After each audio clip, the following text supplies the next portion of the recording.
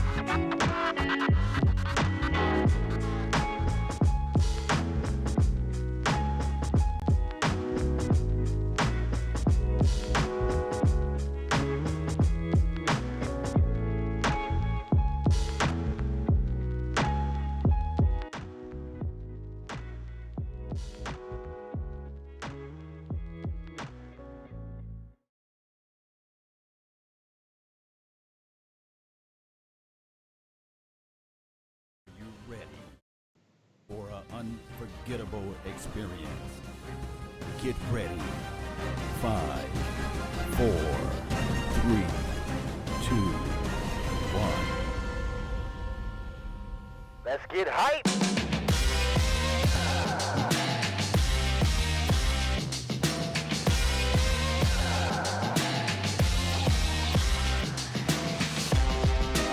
What's going on, Cowboys universe?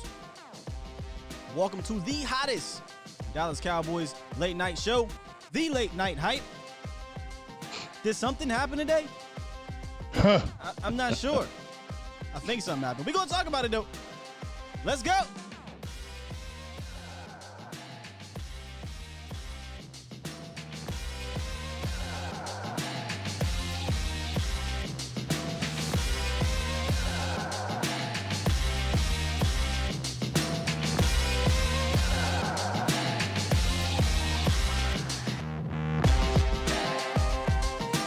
Hey, like my guy, Law Nation likes to say. How we doing, guys? How you doing, guys? Did I do I it had right? too much flavor on that one. Yeah. Did I do it right? Hey, Yeah. real quick, Cowboys Nation, before we get into everything, how do we sound? Are we good? Is the sound good? Because we're trying something different today, and to get you guys in these call lines, make sure that gets right. So let me know, how do we sound? If we're good, let me know. Other than that, man, seriously, how we doing, guys? How are we? I'm gonna let James go first, man. He got to put this late night. By the way, y'all see it. Yeah, I had to put my hype shirt on. My You Booth see Day it? was like, "Get your hype shirt on." Yeah, we in She said, there, "Get your hype baby. shirt on." She said, "Get it on." I had to put it on. I said, "Oh shit, I forgot." Yeah, We in there. The hype. Big merch game in the building. Yeah. Late night hype, y'all. I'm The really late hype. night hype. Hype merch. Listen, when I got this in the mail, I said, "Oh man, I Yeah. cannot Okay. wait to rock I this." almost wore it a couple days. I was like, "No, me because too. it's white, I'm gonna get dirty." Right. Pure white. I got you know what I'm saying? I got kids, fam.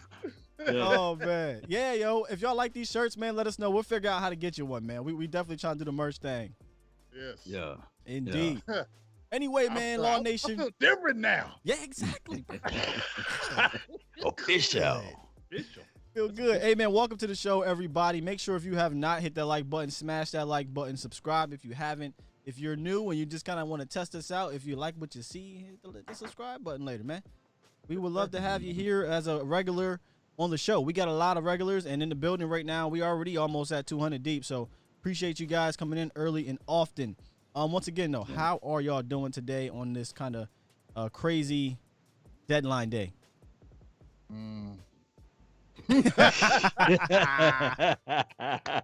I'm trying to let James go because I'm like I'm like a dog over here, man. I'm being good. I'm being good. I can go right now. I can go. I know. I'm gonna let you. I'm gonna unleash. I'm trying to. Hey, listen. Shit, Y'all don't understand right now. I'm actually holding my dog back. We talked about it before the show because I want to I want to go with an introduction first, but I'm holding him back. I got him on a leash right now. I'm gonna let you go in a little bit, but I don't want you to attack the women and children. You know what I'm saying? We need you to. How about you, Law? How you feeling, man? I'm just playing. This dog don't get hurt like that. But what I'm looking at it, man, is that some things don't never change, right? Facebook. Let's be real with it. Some things don't change. And Jerry Wayne Jones is the person that everything that we needed to know about him is what happened at the end.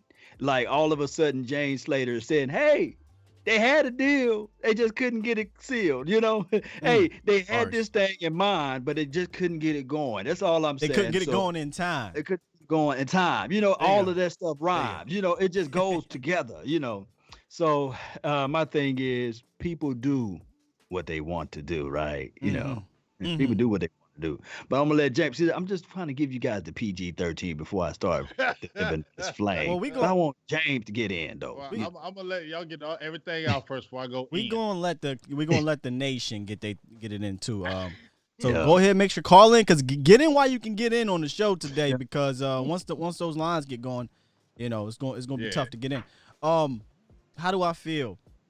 I'm not surprised, but still at the end of the day, it feel like you know, I just got you know, it just feels that way because you had a year, 2 years almost to get this done. But the question though is, guys, because we're gonna dissect this thing from top to bottom.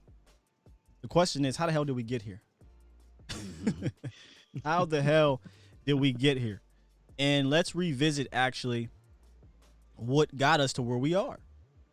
So back after the 2018 season, in actual 2019 in the playoffs, we played the Seattle Seahawks, and the Cowboys win. Dak looks good, right? I mean, it wasn't an easy game. It was a hard-fought game, but he made the plays, right, when it mattered. No one at the time was talking about Dak is not clutch in the clutch moments, because at that time he had how many fourth quarter comebacks? A lot. 14, I Yes. believe. 14. Yes. I believe. Yeah. And he had a playoff victory. Then he goes and he plays against the Rams. In that game, the offense was up and down and consistent. The defense was horrible. The defense gave up 300 yards almost on the ground. Had a chance to stop him at the end, and they didn't. So let's start there, because after that he was eligible for a contract extension in February of 2019. After that, did you feel like something could possibly get done here? Oh yeah, that's a Hell very yeah. You was yeah. feeling, I was feeling like, okay, there we go. I mean, I felt like Dak is cementing himself as that guy. We've been wanting to see, you know, a playoff victory. We were waiting since 2016. He comes back, and not only does he come back, he beats Russell Wilson. Seattle. Russell Wilson, that everybody's comparing him to as being one of the second highest paid guys out there. He goes head to head and beats him. So I'm like, okay. And then we go against the Rams, and like you said, it was up and down as far as the offense, but the defense just collapsed. But you still felt good about Dak Prescott getting his deal, because I felt like he really cemented himself, and then he comes back and has a top year in 2019. Indeed. But before we go all into that, I like to rewind all the way back to his rookie year, in 2016 in the playoff, losing to Aaron Rodgers, toe to toe, going down the field with him and putting up those numbers. I think that Dak Prescott was the first quarterback to throw a touchdown pass to Jason Witten for the longest he been here, right? No, Dez Bryant.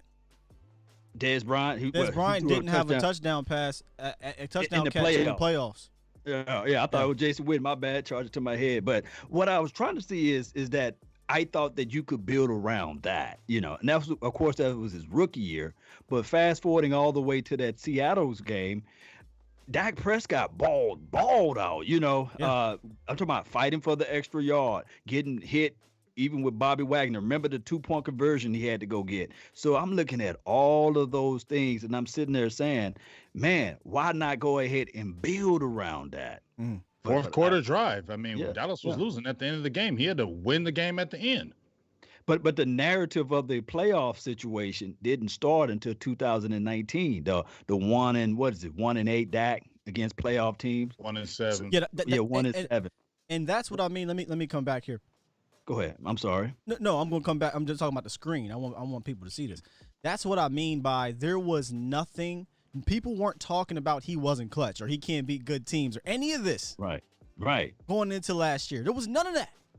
You know, he beat a bunch of good teams over his career, had a bunch of comeback victories, had a playoff win.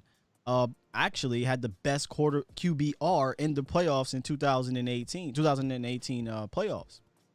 So you weren't hearing any of that. So when all this happened after 2019, I looked at it as this is an outlier. Going 1-7 or was it 2-6 or whatever against winning teams, that was an outlier in my opinion. Not having a single comeback victory is an outlier, because if you look over the totality of his career, he's done that. Does that mean that we should just ignore it? No, we shouldn't ignore it. We want him to get back to what he was, but I'm not looking at that as something that's a normality. I don't believe it was. All right, so let's get back. Yeah.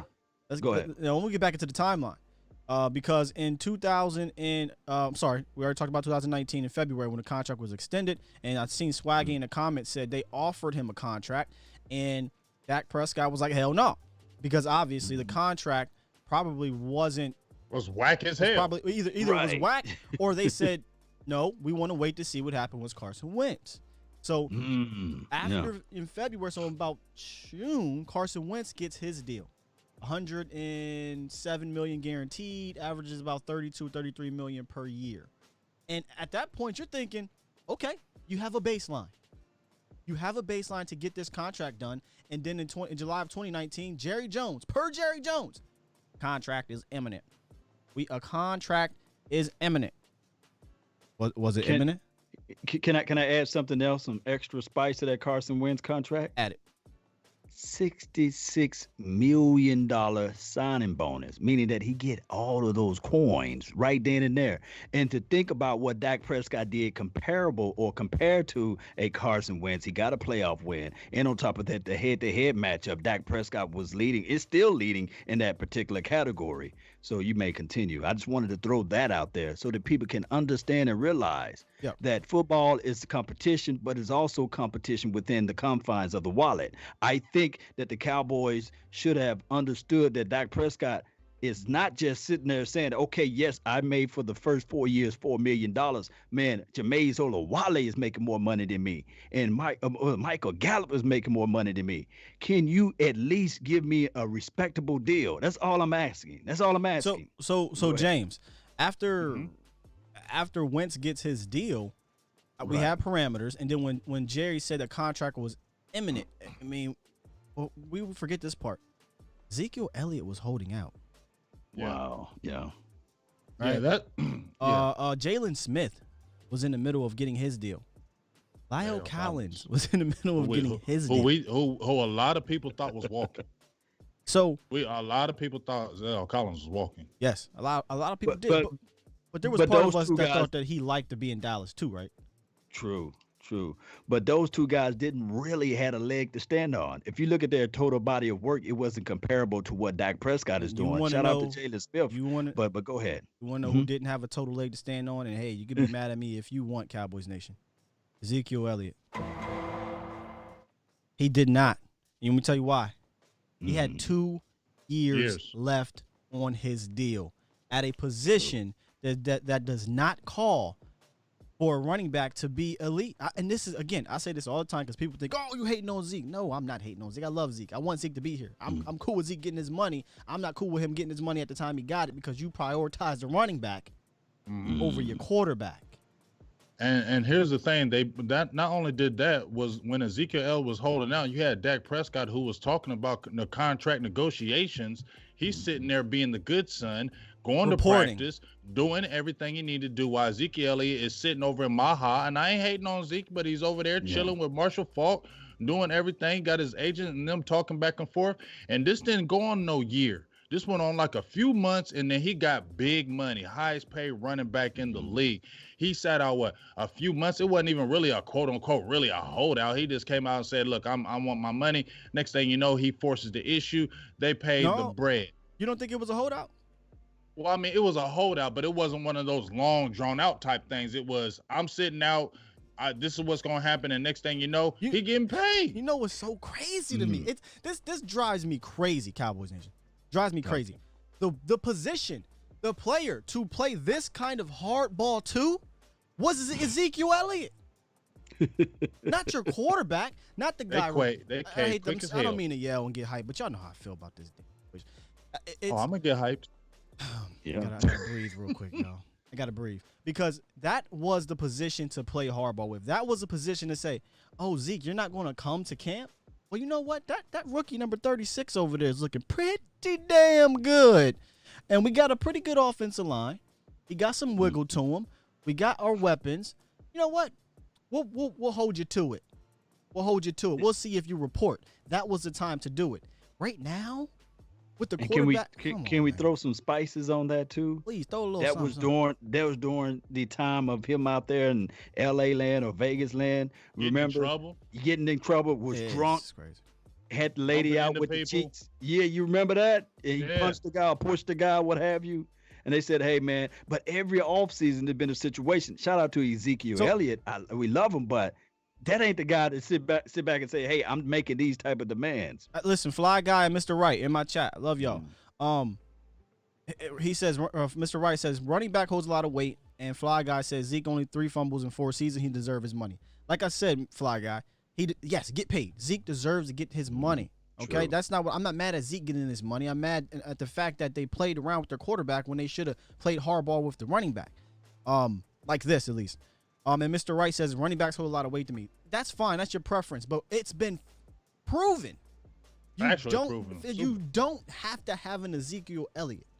I get that earlier on, and I'm not saying get rid of Zeke. That's not what I'm saying. I'm saying tell Zeke if you don't want to report the first few games when we play the Miami Dolphins, the Giants, and the Redskins. If you don't want to report, cool. We can beat them without you. We can beat them without you. That's what I'm saying. So it can hold a lot of weight to you, but we just saw a team in the Super Bowl last year. 2 of them, might I add. We've seen a whole bunch of teams. Right, but I'm just speaking on speaking on a whole bunch of teams, just last not just year. 2. 2 teams in the Super Bowl without an Ezekiel Elliott type running back. And Edmund Austin, shout out to you. I'm not mad at Zeke for the 100th time, y'all. I am not mad at Zeke. I'm mad at the front office for not prioritizing the mortgage. They prioritize their light bill. And they keep on saying this BS crap about the whole point that gets me frustrated with this crap is Stephen Jones is always in this damn media, blah blah blah. This, Zeke is the straw that stirs the drink, saying you're always talking in the media, and then you come out there and say Dak Prescott is our guy. You had an interview with Mike Florio, and in that interview, if I'm your quarterback, and in that interview, you're like, we love Dak Prescott, we want him to be our guy forever, but Big butt right there. We gotta make it good for everybody. When I heard that right there, I'm like, why the hell are you saying that? When you didn't say that to Zeke, you didn't come to Zeke, and we didn't hear you in the media saying to D-Law and Ezekiel Elliott and all these other. Well, here's the problem, James. They did mention that crap, right? Like, but it was all smoke. They were blowing smoke out their ass. Right. We knew they were going to cave to them dudes. Right. So that's why we believe they would have caved to Dak, because it was happening.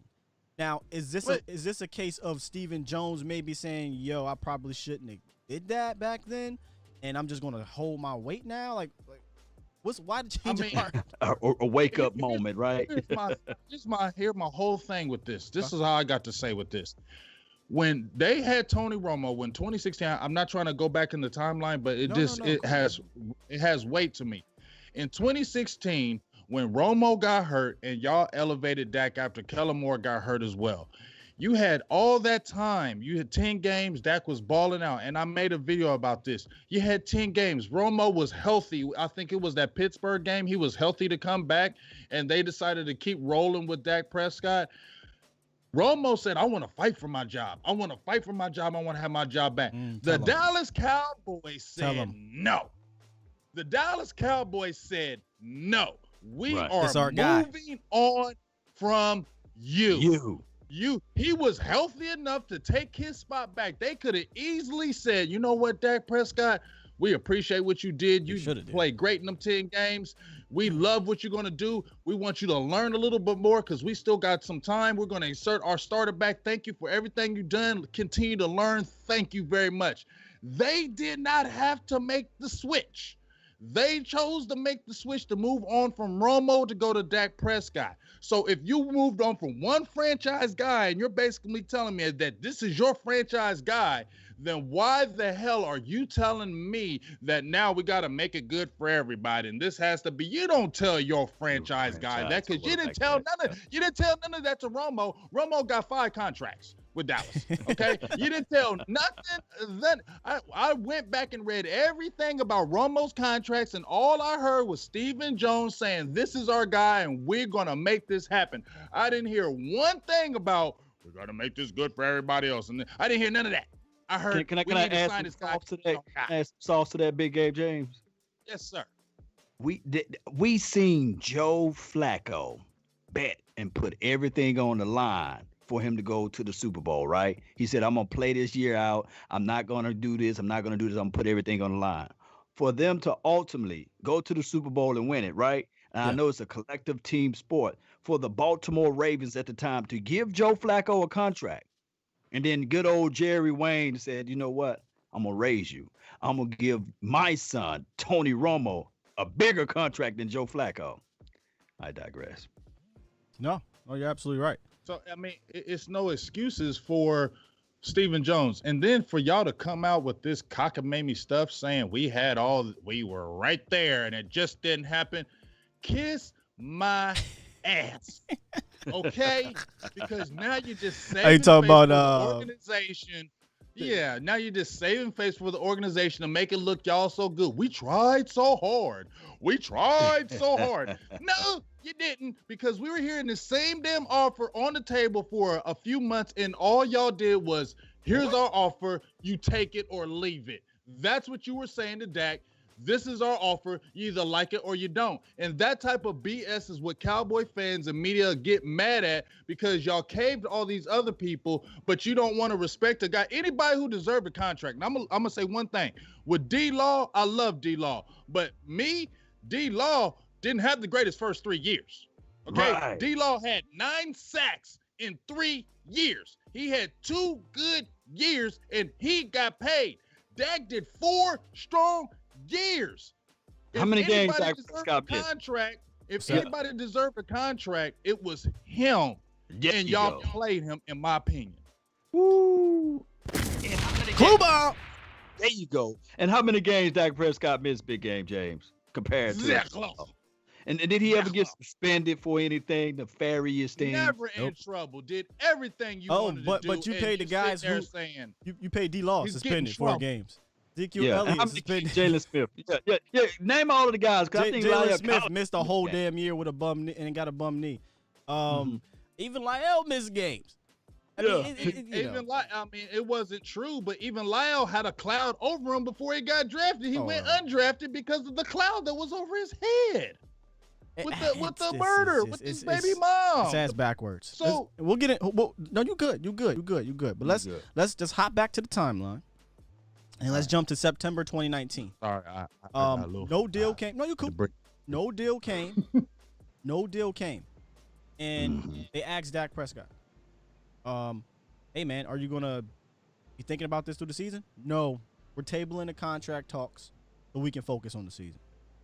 So he tables the contract talks, and he comes out on fire.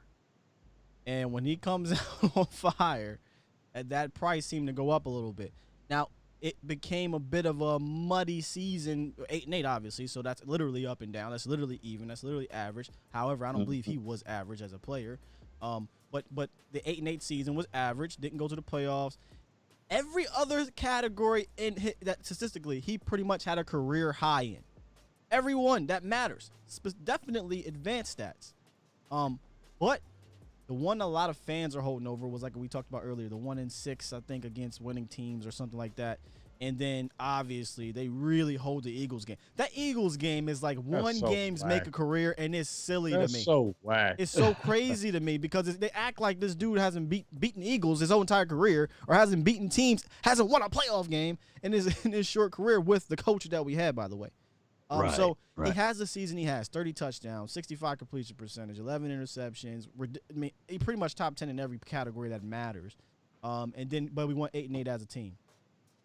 So after that season, he gets a contract offer in March. We hear going towards, what was it? Not camp. What was it? Oh, not OTAs. Oh my goodness, guys! In Indianapolis, they met in Indianapolis. Oh, yeah. Combine. Yeah. Combine. At the Combine. So he gets the offer at the Combine, and apparently that's the last real offer we pretty much heard about. And then after that, in July, he gets tagged, and then a deal isn't reached today. And here we are. Punched. So that's how we got here. The bizarre thing is that they didn't talk. They didn't do a lot of communications between that time frame. And I will give Dak Prescott camp and Jerry Wayne camp this thing right here. Yes, Dak Prescott had death in the family, so we can be sensitive to that. But there should have been some lines of communication before that time frame, and a little bit more communications after that time frame between both parties. On top of that, when you look at it, we hear stuff being leaked all the time. And the Dallas Cowboys got a big old hole in it because everything leaks out. Everything leaks out. But one thing that never leaked out, Big Game James and Sky, was the guaranteed dollars. Everything was mentioned out. Oh, We we'll heard get one there. time 45 million. We heard 40 million. We heard 35 million. We heard 33 and a third million. We heard all of these millions, but we never heard the guarantee until a few days ago. Yeah, Yeah. And today we Yeah. heard, and we'll get into that because a lot of people don't understand. I think a lot of these details. But real quick, we do have somebody on the phones, the Cowboys Nation hotline, powered by the Cowboys Network. I think it's 847. Let me see here. Yes, 847's on the line. What's up, 847? What you got for us? Hey, how you doing, guys? What's up? So Hey, how you doing? Law Nation, I've talked to you before. This is Joe from Illinois. How you doing? Joe, what's good, Joe? Everything's great. Yeah. Listen, I'm very angry about what happened today, gentlemen. But I'm not going to get you guys in trouble, so I'm not going to use no swear words. Oh no, hey, we raw, you we can- we, you can we cuss raw, all you want. real, and I've uncut. been good. You must say been on the I've show. been Like, good. you ain't see the show last week. Okay.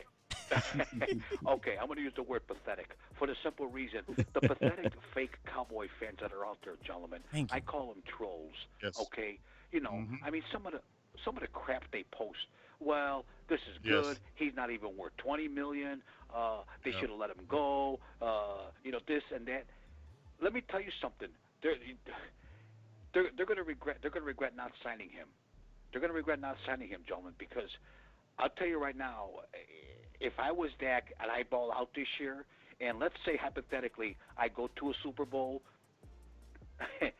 I want $50 million, gentlemen. I want $50 million. You feel me? Mm-hmm. I mean, Yeah, I'm gonna What do you come think? crazy. I feel you, dog. Oh, I'm with you, brother. I'm with you. If he wins the Super Bowl this year, first of all, no matter what happens, in my opinion, the price just went Right. up. The price just went up. Oh, Dak absolutely. is Yes. not going to have a terrible season. It's just not happening, fam. Like he's going to have to well, get hurt. let me ask you a question. You guys are the experts. Let me ask you a Oh, question. I'm not an expert. Do you think? Thank you, though. Do you- Appreciate it. Mm-hmm. No, you guys aren't. But do you think that he'll leave after this season? I think love he's that gone? question because I did want to get into this. You don't mind if I answer here, guys? Absolutely. Go ahead. Go I ahead. mean, yeah. I mean, Here's my he's thing, because gone. we're hearing this a whole lot today. This is Dak Prescott's last year. Dak Prescott's, he's probably pissed, blah, blah, blah, blah, blah. He did come out in the media and Right. said, hey, man, guys, some of the things that are being reported, it's not true. He said that? Yeah, with Jane Slater. Jane Slater Oh, I came didn't out. hear. Oh, okay. Yeah, Jane Slater came out and said that there's some of these details about surrounding him are not true. He wants to be a Cowboy forever. He's going to do whatever he can do to lead the team to the Super Bowl.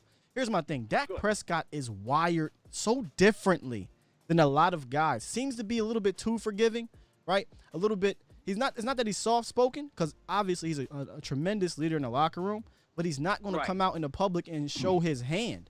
So everything that I've seen, read, heard from Dak Prescott, to me, tells me that I don't think he's going to leave next year because he's mad. Right? He has a whole entire year to be with this team, to be with this organization, and the camaraderie he's building, and possibly build something special if there's a season this year, right? But I just, the thing is, though, I'm sorry to interrupt. I just cannot stand these haters. I mean, like I said, okay. Let's say hypothetically, okay, he leaves. He's done. He's done with the Dallas Cowboys, and then all these haters. Hey, morons to them. Who's your alternative? Okay, I keep beating a dead horse, guys. Who's the alternative? It sure as hell ain't it. Oh, they ain't gonna say Andy Dalton. Yeah, they gonna say Andy. And that's what They saying and I'm Andy sorry, Dalton. but I'm Trust angry believe. right now because that's what a lot of these posts. Well, he's the second coming. Andy Dalton will take us to the Super Bowl. With these weapons, he can win 10 or 11. No, the man lost his job to Ryan Finley. I mean, come on. I've literally had a Twitter guy today, and shout out to you, bro. He told me that he believes Andy Dalton's going to be the quarterback next year. He's going to learn to play the playbook, and he's going to be the future. At 32 years old, he's going to be the Yeah. future. I don't understand, Like I just said a second ago, he lost his job to Ryan Finley. And I think it was you that you put up some stats about him. Again, I have to bring this up in the playoffs. I What got was he in the playoffs? 0-5. 0-5. 55% completion Okay. percentage. 1 touchdown, 6 interceptions, and I believe Exactly. like 9 total turnovers or something like that. Exactly. He was Exactly. atrocious in the playoffs. Exactly. But then you have these people that drool over Andy Dalton. well, that was a terrible team. He can't do this with the Dallas Cowboys. He's the second coming. Enough. Stop. No, he's not. I'm sorry to yell, but it just makes me angry. Get it out. Get it out, brother. You know, I mean, enough hating on Dak. I personally think he'll play. Obviously, he's got to play the franchise tag. But yeah, if he wins the Super Bowl, I'm going to predict one thing right now. They're going to give in. They're going to give him whatever he wants next year, gentlemen. They're going to have to. They're going to have to. Hey, man, great call, brother. I think they're going to regret. It. Thanks, guys. But yeah, I mean, I'm a big Dak guy. So thanks, guys. Be good, man. Thank you, man. Appreciate it, man. Excellent call, man. I like calls like that. Reasonable, passionate, truthful. Love it. Love it. Hey, shout out to the donations in the building as well. I haven't really been getting to those, but appreciate you, Stephen Poe. He says, this is the only blemish. I get too loud. This is the only blemish on a perfect offseason. Dak with a chip is even better. Yeah, I mean, they were doing amazing, guys. Amazing in the offseason, in my opinion, prior to this debacle. But anyway, go ahead, and it cuts two ways because the 31 goes against the cap so much, right? And that is the situation where we're going to look at and say, man, why not sign this brother to a long-term deal and build around this? You got the new coach to come in. You got a better defense philosophy coming in. And for those who out there saying, Ben DiNucci, come on, man. What? Come on, y'all. Come on, man. Yo, it's just crazy. I mean, anybody who's saying that, just smack yourself for saying anything about no Ben DiNucci. And just smack yourself again for talking about Andy Dalton. Smack yourself 4 times. God, smack yourself 5 times just talking about saying Dak Prescott ain't. It's just like the caller said. It's asinine. I get it. Dak is not a perfect quarterback. We understand that. Right. But if you look at his body of work under Jason Garrett. Let's go back to Jason Garrett, his body of work. How is he going to fall off? Just like Skywalker said, do you really believe if he's did all that body of work under Jason Garrett, if he's going to come in and McCarthy, he's just going to fall the hell off after 1 year? I doubt that. The reason why I bring that up, because here's what I see a lot of people on the Twitterverse say. Make him prove it again. Make him go out and prove it again. Fam, we just talked about what he did last year. You think he's not going to be able to do that with this squad? So, yeah, he's going to prove it again, and he's going to cost you more money. And you the same person that said if you pay him too much, it's going to hurt this and hurt that, so now it's going to cost you more. Y'all are contradicting yourself at every single turn with this guy, in my opinion. But they're going to want another discount. They're going to say, can you get the discount? The discount was last year. You screwed that up. So earlier, Law, you talked about – Law and in the chat, my guy, Mr. Wright, and my guy, Swaggy, they talked about guaranteed. Okay, he said, how is turning down $110 million not a lot of money or whatever? First of all, the reports came out. James Slater, he was offered $106 million. Do you? And I'm going to play this audio from Rap Sheeting real quick.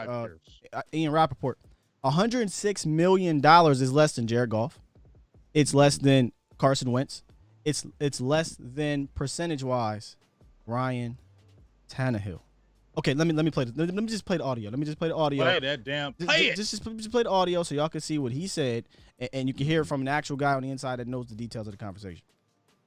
Sound, Kay, like there's any optimism at all for getting a long-term extension done. And you mentioned that offer that Jane put up there on Twitter that actually came a couple months ago. There hasn't been negotiations, and why both sides have not made any progress toward one another. They just have a fundamental disagreement as far as what this deal should be. The Cowboys want to lock Dak Prescott up on a 5-year deal. They've done this for a lot of their big-time players. Not all, but a lot of their big-time players have long-term deals, and they offered him about $35 million a year, around where Russell Wilson is, $106 or so million guaranteed. So then you figure, why wouldn't Dak accept that? That's a nice offer. Well, here's the other side of it. First of all, look at the big-time quarterbacks. Russell Wilson, Carson Wentz, Jared Goff, Kirk Cousins. They all got short-term deals. Cousins got a 3. The rest got 4-year extensions. That is exactly what Dak Prescott wants. He played his out, unlike some of the other guys, so obviously there's going to be no discount when it comes to doing a deal early. And the other part of it is the guarantee. Yes, $100 million, $106 million. Sounds very nice on a guarantee. That's a 5-year deal. So the percentage of guarantee over the course of the deal is not nearly what some of these other big-time quarterbacks have. Even Ryan Tannehill signed a really nice deal in March, by the I hear way, that. has more percent guaranteed for his 4-year extension that he signed earlier this offseason. That's why Prescott has not taken this deal. That's why both sides are firmly entrenched in their position. So did y'all hear that? Man, Disrespect. I heard every word. Disrespect. Total disrespect. That's disrespectful, dog. People ignore Real this. talk. People ignore this. That's- Here's the thing, guys. The deal that they are offering him, if Todd France, if his representation takes this deal, he will probably Accept never it. get a quarterback, a real quarterback, to represent him, have him as their representation ever again. Ever again. If Dak Prescott was, let me think here, coming up, who's Sam Darnold?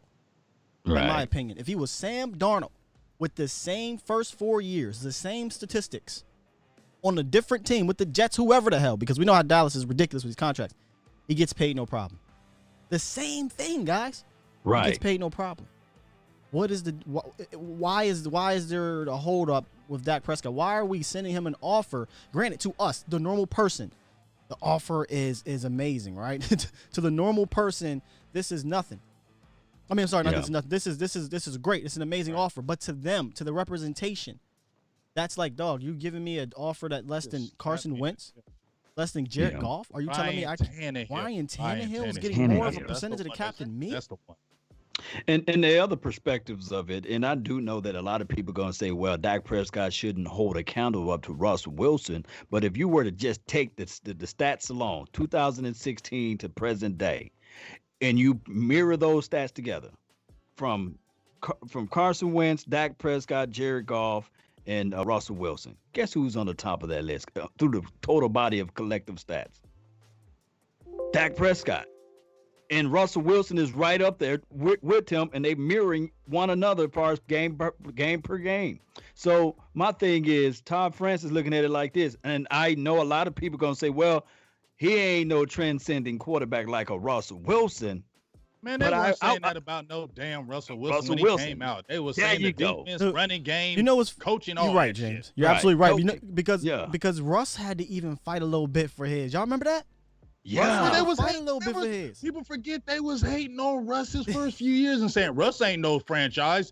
It's the defense. It's Marshawn Lynch. It's Pete Carroll. It's that Legion of Boom. Nobody was talking about Russell Wilson. He was shaky too. People forgetting that championship game. Dude threw 3 interceptions, 4 interceptions, I think, in that championship game. You feel me? Nobody remembers those type of things. And I'm not hating on Russell Wilson because he's dope. But stop playing Dak Prescott like he can't hold, like Law said, the candle to Russell Wilson. Or like he can't get there. Because again, guys, just because you throw a sweet ball, fam, we once heard our own owner say he throws the best ball I ever seen. And guess what quarterback he was talking about? Brandon Weeden. Goddamn Weeden. Okay, Yeah. so yes, Russ is amazing. I love Russell Wilson. We love him, yeah. Amazing quarterback. But let's not act like Dak can't do that, can't get on that level of production because he is already trending that way. He had 30 touchdowns, 10 interceptions last year, 3 rushing touchdowns. Fam, that is literally a Russell Wilson season now. 4,900 yards. I mean, but you got to give the edge to Dak Prescott because he did it with Chase and Garrett. I mean, but then you'll say Russ didn't have the weapons and all that stuff, which they disrespect some of his receivers. But it is what it is, fam. Look, we act like Dak Prescott was complete 2 years ago. People say, "Oh, Dak is what he is 2 years ago," as if he couldn't get better. Then when Dak got better, now they're reaching for different things to say the reason why he's not a franchise quarterback. It's mind-boggling. We got some guys on the line. I'm sorry. It's sickening. Appreciate y'all for holding, man. 228, man. Welcome to the show. You are on the line. What's up? Hey, how y'all doing, fellas? As you can see, we are fired up. Yeah. Yeah. Man, I think we all are, man. I don't know what the hell Jerry and Steven doing, man. Like, why they ain't get that shit done last year? They ain't doing nothing but cost them more and more money. They're not going to let them go, man. I mean, like, who you going to get to replace them? There's nobody in the league, and I don't understand all these doggone Dak haters. Like, he's not Pat Mahomes, but dude is not the worst quarterback in the league. God, no, he's a Who you top gonna 10 get to quarterback. replace Stop him? playing with people. People top want 10 to act like he's quarterback. not top 10. He's top 10. Show me where he ain't. He's like top 7 for real. I mean, like, man, come on, bro. It's been worse quarterbacks win Super Bowls. You know what I'm saying? Like, you actually got a good quarterback. And You know what I mean? Like, what's your name, brother? What's your name? My name's Corey. Corey. You know what they like to say, Corey? Well, he can't carry What's that? he can't carry a team. Well, dog, he don't have to carry this damn team. Have you seen the team? Exactly, man. That's what, bro. Man, I don't get it. And then when he didn't have a team, you know what I mean? Like, bro, it's, man, the criticism, man, it just doesn't even make sense to me. Like, all the flack that he gets, man, like, It's silly, man. like let's just say, like, I was listening to Skip the other day, you know what I mean? And, you know, he claims he's loves Dak or whatever. But all he keeps talking about is the money. Oh yeah, he won $40 million. That's why Skip the done deal's did a not getting whole done. 180. Man, really, man. Shay they Sharp, treat Shay they Sharp treat loved Dak that. Like, really, like Kaepernick. Like, bro, you're missing his whole stance. You know what I mean? This man said he want a 4-year deal. He ain't said nothing about more money. You know what I mean? And they're just blasting and spinning it, and folks just running with it. You know what I mean? Like, it's crazy to me. I don't even get it, man. Yeah, man. Man, the dude is a top 10 quarterback, bro. Like, man, you gotta pay him. You know what I'm saying? You gotta pay him. You gotta lock it down. And if they did that shit already, we could have kept Byron Jones. You know what I mean? Like, we wouldn't even be having these problems we having in the secondary right now. Indeed, Go bro. ahead and get the damn contract done. You know what I mean? Yeah, it's just I don't they know screwed what up on so many levels, in my opinion, with these contracts that they forgot that, oops, we have a franchise quarterback, but they paid their running back, linebacker, and I'm cool with the right tackle. I'm not cool with paying the running back and linebacker when they did, but yeah, man. Appreciate you, man. Hey, me either, man. Hey, you guys be easy, man. Love the show, man. Thank you, sir. Hey, appreciate you. Yeah, man. I think the thing that frustrates me right quick, Sky, before we get back is to just that in June he changed agents. So you Cowboys should have damn well knew in June of 2018 when he did the agent change, when he went to Todd France, he's telling you right there, this shit gonna cost y'all. Yeah. Yeah, I didn't know. He I didn't told know y'all. who Todd was at the time. Listen to my man Jamie on. He said, "How do you go 8-8 with that roster?" Let me give you a quote by the greatest football coach of all time, in Bill Belichick. And Bill Belichick. I know we can go, but I'm just gonna give him a simple quote to shut all that dumb shit down. And I'm not calling you dumb, Jamie. And I'm just saying that. Come on. Yeah, man. yeah. Collectively speaking. Collectively speaking, as my guy likes to say. All the talent in the world don't matter if you don't have good coaching. Let me repeat that for you one more time. All the talent in the world does not matter if you don't have good coaching. And I'm going to end it on that one. We got more callers on the line. I believe it is 910. What's up, 910? You were on the line. You brought to you by the Cowboys Network. 9 dime. 9 dime. I knew it was 9 dime. Hey, I just wait for. Hey, What's up, big gang? What's up, y'all? What's up, my Skywalker? Never in my life would I think my team would act like the Washington No-Names. Repeat This that. is a Dan Snyder move right here, Jerry. Yeah. My quarterback has won 40 games with Jason Garrett. Y'all know what happened last year, fellas? Andrew Luck retired on Sunday. The Indianapolis Colts gave him a $30 million extension on Monday. Ryan Tannehill was signed to be a backup for Marcus Mariota last year. He played partially the season, won 2 playoff games, and without a peep, got his extension. And then these Cowboy fans acting like quarterbacks. I do you one better. Trees. I do you one better, 9 dime. Jimmy Garoppolo played 7 games. 7 games. Shipped across the country in the richest state in the union, got his extension. Then Cowboy fans said, "Well, we can do it." And he threw 6 passes. Andy Dalton. Do you know how hard it is to find a quarterback? Ask the Buffalo Bills. Ask Ask Jerry, the Miami man. Dolphins. Ask Jerry. Ask us. Ask us after Troy.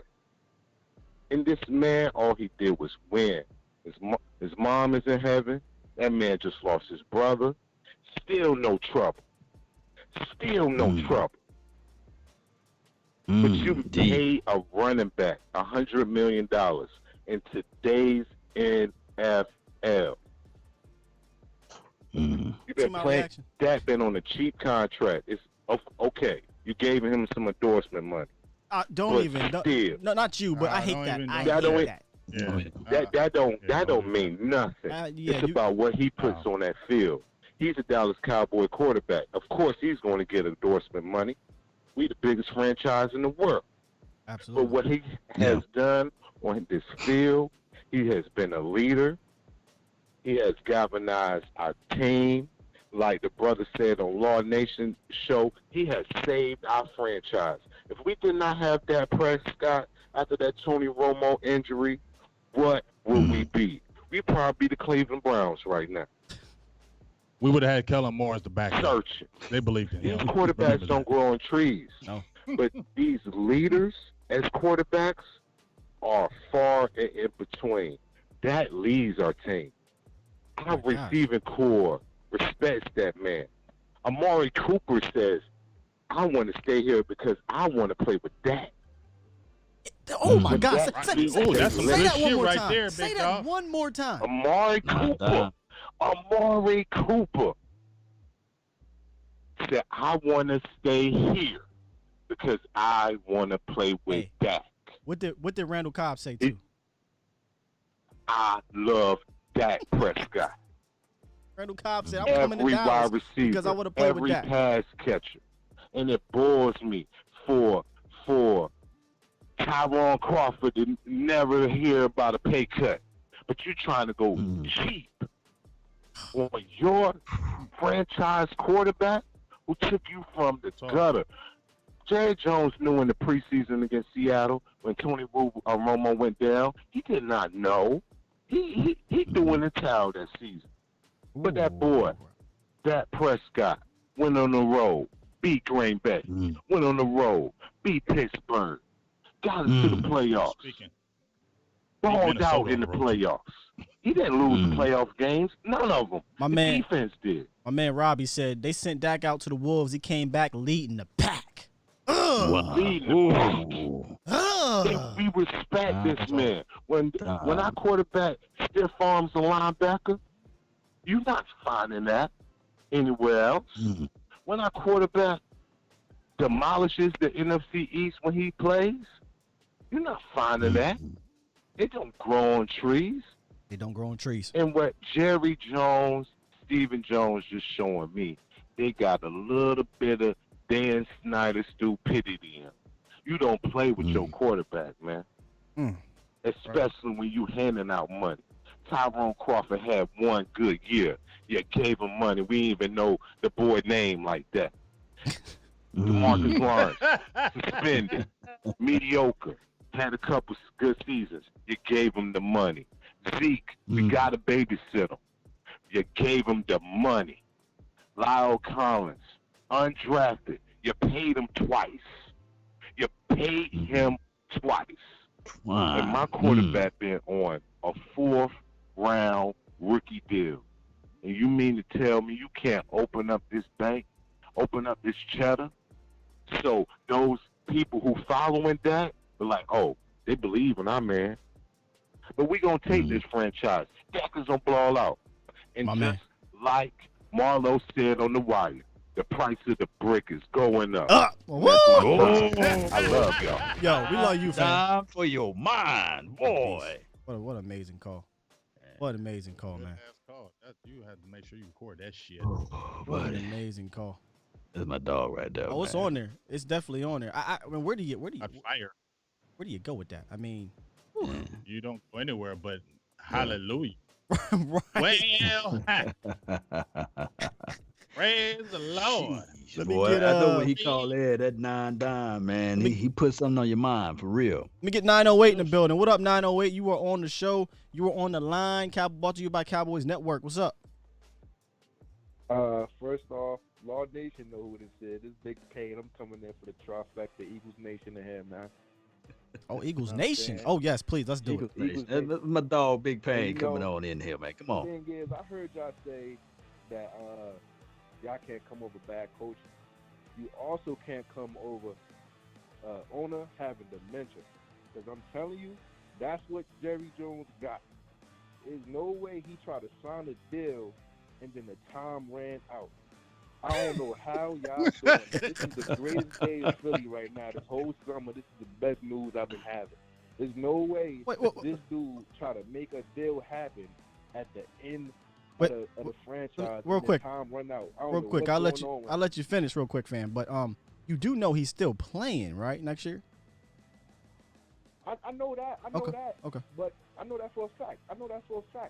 But this is not how you treat your franchise QB. Absolutely not. You're right. Even the Eagles fan can see that. Yeah. I love to see this. I love to see the turmoil. I love to see that as an Eagles fan. It's basically turmoil amongst This is Cowboys funny. fans. I love hearing this Yeah. call.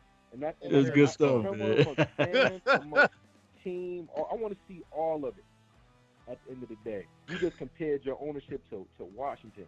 That's perfect. You know what I'm saying? I love it. I love to hear that. We need more Washingtons in this NFC East.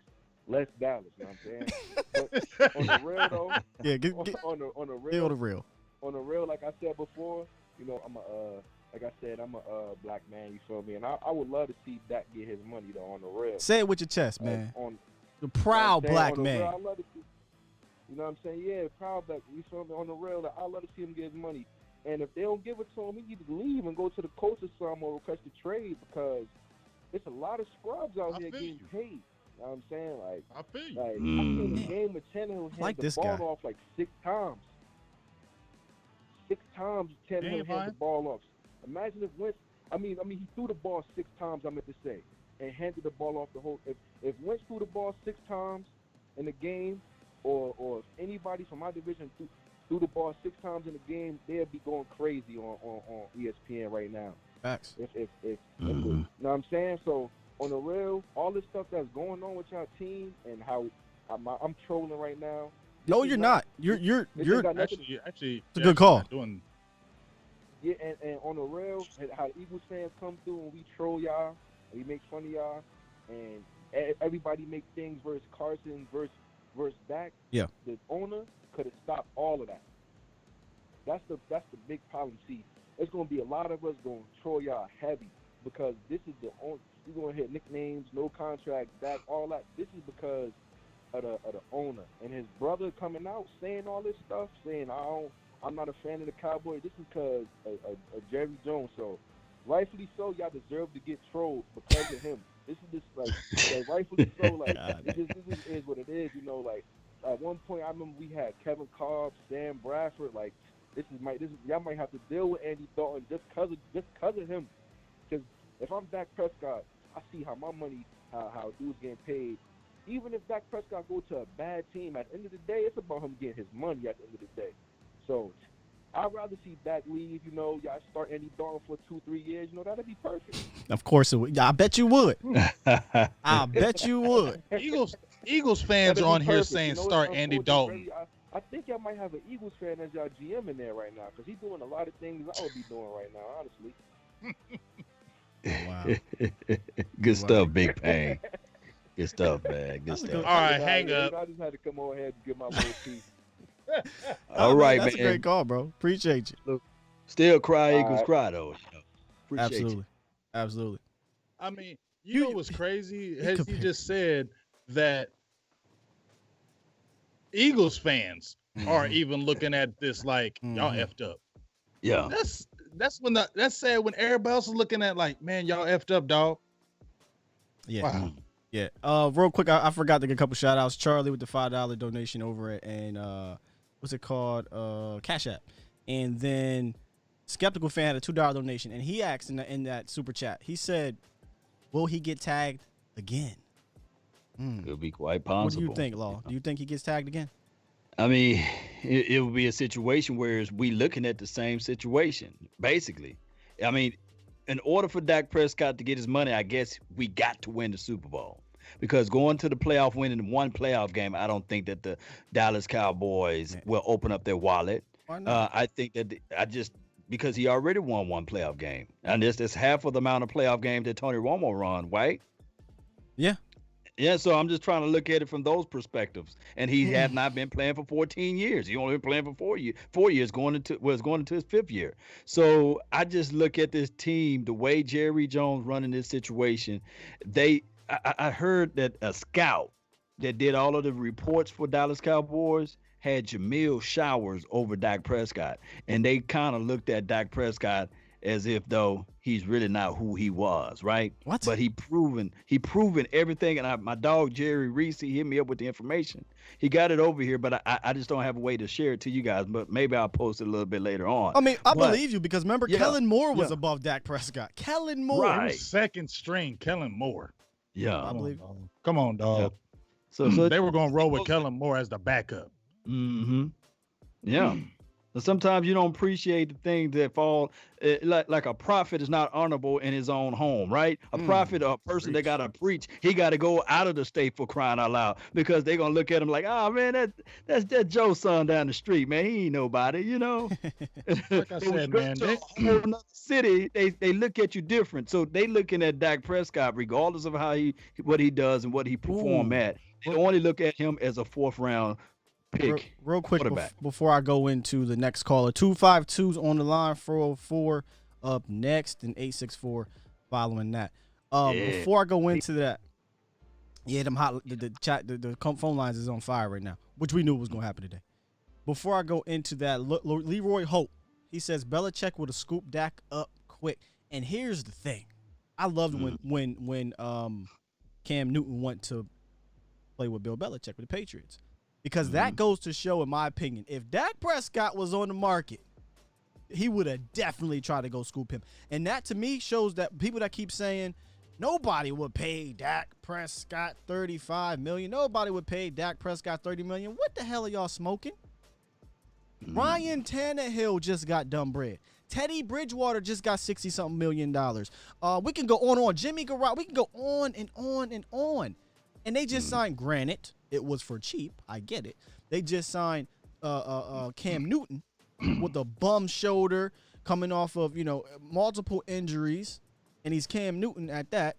You think he wouldn't have went out and got a 26, 27-year-old quarterback in his prime, a tank, well-coached, and a leader? You think he wouldn't have wanted that man on his team? Come on, y'all. Come on. Because you know what he's saying? You know what he's saying? If Jason Garrett did this good with you, I can kill this shit if I got you. If Jason Garrett did this good with you, get your ass on over here in New England. I'm going to make your ass a beast. Facts. Get over here. Hey, 252, what's up, man? You were on the line. 252, what's up? Hello? Yeah, what's up, man? Hey, what's going on? What it is, what it do? Not much.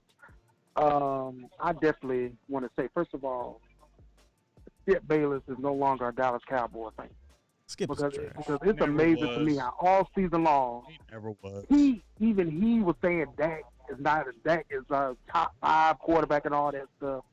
But what upset me was Skip, and Shannon Sharp said it today perfectly. All year long, this man played out his whole entire contract, his whole 4 years. And then now when it comes time to pay the man, they're making up every excuse in the book. Oh, Dak went 8-8. Oh, he this and that. And, Skip just makes me so mad sometimes. I just happen to turn the TV. But the thing is, I want to say to the Eagle fans out there, they butt whooping still coming, so it don't matter. Because, again, the man still finds, the franchise tag. So I think Dak will definitely step up, prove that he deserves whatever money what you ask for. And just like you said, who wait till right at the last minute or whatever and try to make a contract extension when you should have been and had this done way before the 4 o'clock hour? I agree. I mean, way 4 o'clock. I mean, that doesn't make any sense at all. But and then you report it definitely immediately appreciate afterwards. y'all letting me get a chance to say what I had to say. But the Cowboys will dominate, and with the offense that we had. The only thing concern I'm worried about right now is our defense. Will our defense live up to like it did 2 seasons ago? That's the only question which I'm concerned with. So, what's your opinion on the defense? I like that. Switching up a bit. Appreciate your call, man. Yeah. Y'all can go ahead and start All off on the defense. What's up? Well, the defense win championships, right? That's where everybody knows. And we never really had that staple piece as it relates to defense to just be that end all be all as it relates to taking turnovers, takeaways, forcing these teams to play with a shorter area field. Now, of course, we've been running around here saying, yes, the hot boys and we're this and we're that. But 9 times out of 10, we look back at the games and we sit there like, man, damn, a turnover will be looking good right about now. A takeaway here and there will look good right about now. And in 2018, we saw some of that, right? But in 2019, the whole entire defense regressed. Inconsistent. It was inconsistent. It was inconsistent, yeah. Yeah, I here's the thing. Even in 2018, we got caught up in the was it Saints game?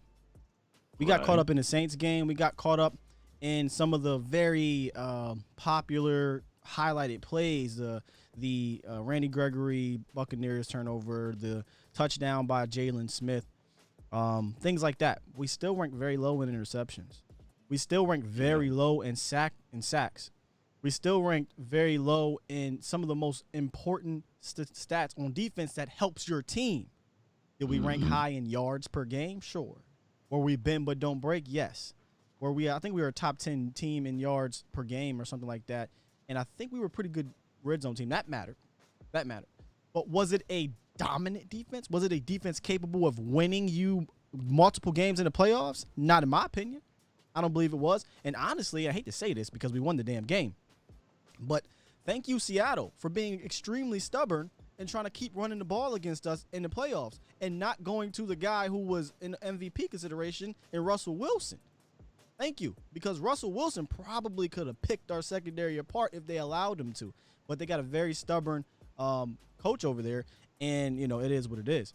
So, yeah, the defense, I'm expecting the defense to be a question mark for a little bit until we get kind of their feet wet. Definitely right now with the whole COVID thing. So, I right now it's wait and see for me with the defense. We're going to have to win on the offensive side of the ball. Win a lot because that defense going to be way behind. No sound? You feel me? Especially with this COVID going on. What they say, no sound? I'm not sure. Somebody said, I'm not sure. Lazy Boy said no sound. Maybe something happened, but I think everybody's good. We good in there? Are you guys able to hear me? Yeah. I think we're good. But I just feel like with the defense, it's just, the COVID's going on. They're still trying to iron out even training camp right now. That defense is going to be behind. You have a whole new staff. Everything is new. That's not going to just jump right in and just formulate and just pop all of a sudden. That's just not going to happen. We've seen that happen plenty of times. So defense is going to be way behind. Offense is going to have to win those games early and often. Yep. Well, can I get this guy a question right here on the text, because he followed this channel and he hit me up on multiple pages, and y'all probably know him, Michael Campbell. You remember him? Oh Lord, I don't know. Oh Lord, Michael Campbell. He's an official Dak hater. But here's his question here. Dak Prescott has not shown that he can beat the difference maker against winning teams or against top 10 defenses. So you'll never get to the Super Bowl and you are dead on this postseason. So within the postseason, and right follow up behind that, Dak does not play well against good teams. Okay. So I'll give break him that down. Y'all help me out. Okay. I will give him the latter part. And in his career, he has struggled the most against the great teams per se. I don't even want to say the good teams, kind of the teams with like 11, 12 wins or so. That's where he struggled. I will give you that.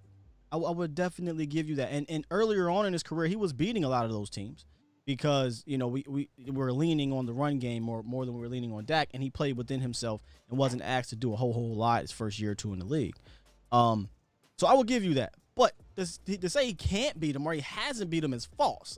He has beat those teams. He has played well against some of these good teams. Do we want to see him get better? Absolutely. But to say that he can't do it, How do you say that after 4 years in the league? I'm confused. Find me young quarterbacks, their first 4 years in the league, that the teams solely relied on them to beat these great defenses.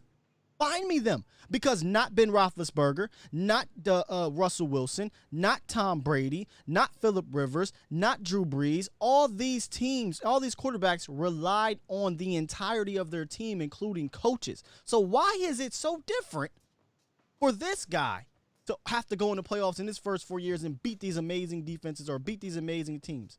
Because Tom didn't do it by himself.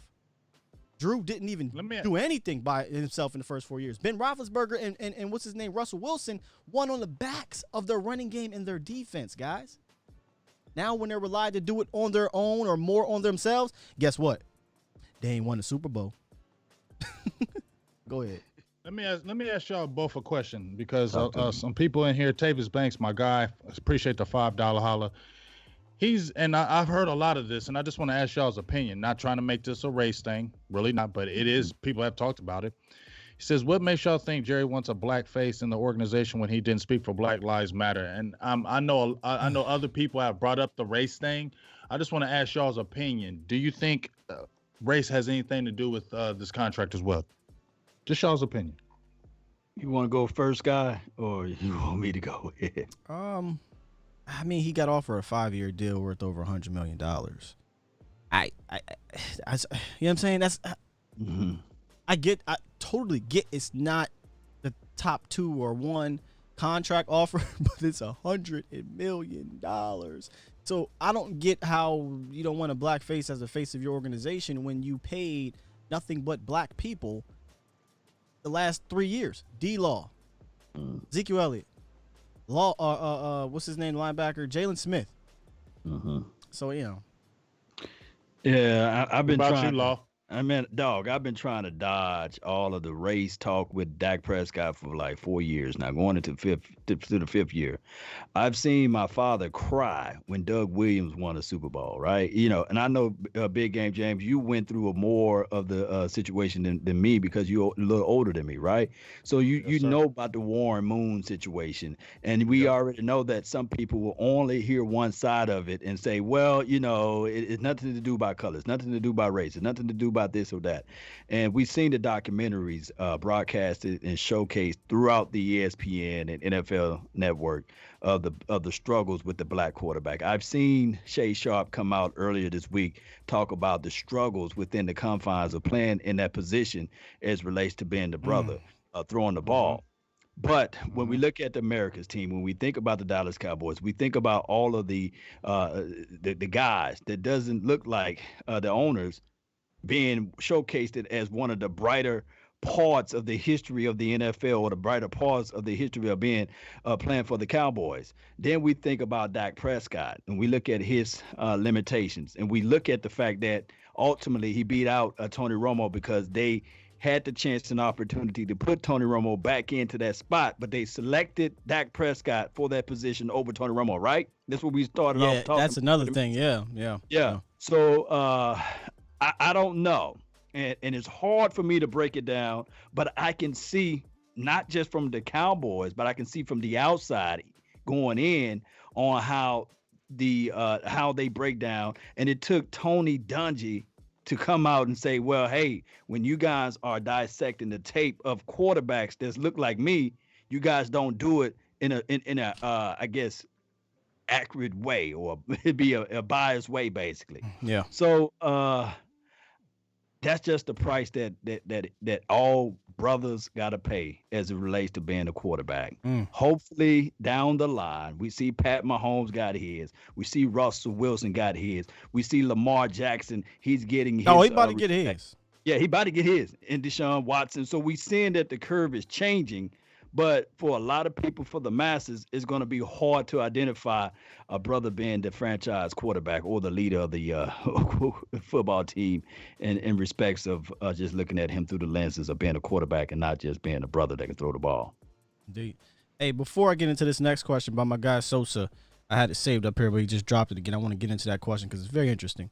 Let me just tell you guys to please share this stream, share this channel, like this channel, subscribe to these channels. It helps us immensely, man. Immensely. We are rocking right now. It's live. The chat box is live. The phone lines are lit. We appreciate y'all being here. We're about to get back to the phone lines after I ask this question here. But you know what it is, Law. Tell them what they're listening to.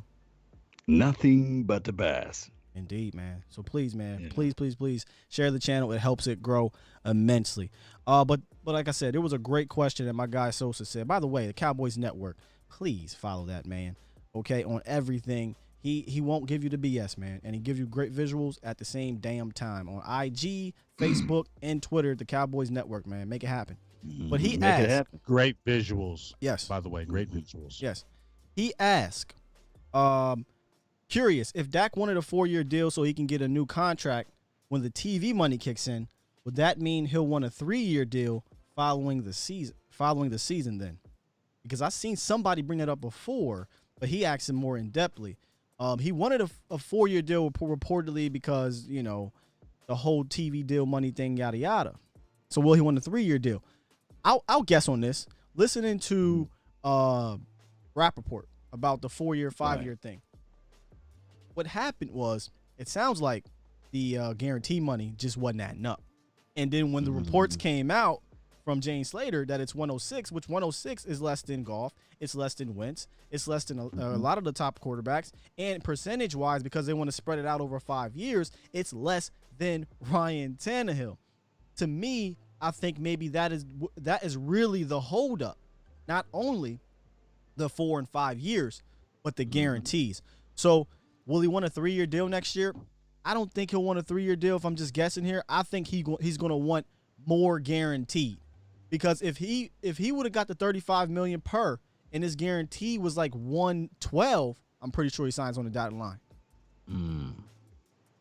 Pretty sure he signs on the dotted line. Yeah, no, I agree. The whole point is just that he shouldn't have to go through all this. I know we beating a dead horse, but the whole point of this that we're talking about this right now is just sad because, like I said, the biggest thing that sticks out in my brain is that y'all had the opportunity when you had Romo and you moved away from him.